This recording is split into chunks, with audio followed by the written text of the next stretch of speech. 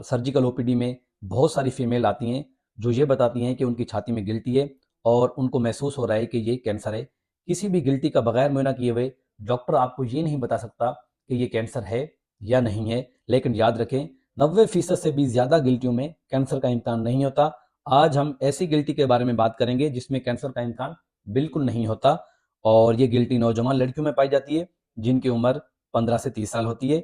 इस गिल्ट की खास बात यह है कि ये अपनी जगह मुसलसल तब्दील करती रहती है और आपको मरीज बताता है कि आज ये गिल्टी जहां पर महसूस हो रही है कल यहाँ पर नहीं थी। लिहाजा अगर इस तरह की शिकायत हो तो आप अस्पताल आते हैं तो डॉक्टर आपका मुआयना करता है और आपको अलामात के बारे में पूछता है और आपसे ये सवाल किए जाते हैं कि आप क्या महसूस कर रहे थे और ये गिल्टी कल और परसों कहाँ महसूस हुई और आज कहाँ महसूस हो रही है। और इसके बाद डॉक्टर आपको अमूमन अल्ट्रासाउंड करवाते हैं, ये देखते हैं कि ये किस तरह और किस नौयत की गिल्टी है।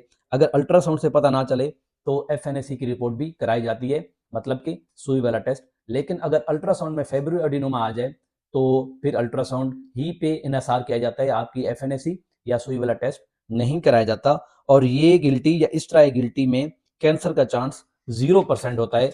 लेकिन अगर इसका साइज 3 सेंटीमीटर या उससे जायद हो और आपको दर्द महसूस हो रहा हो और आप अनकंफर्टेबल महसूस कर रहे हैं तो इसका निकालना जरूरी है।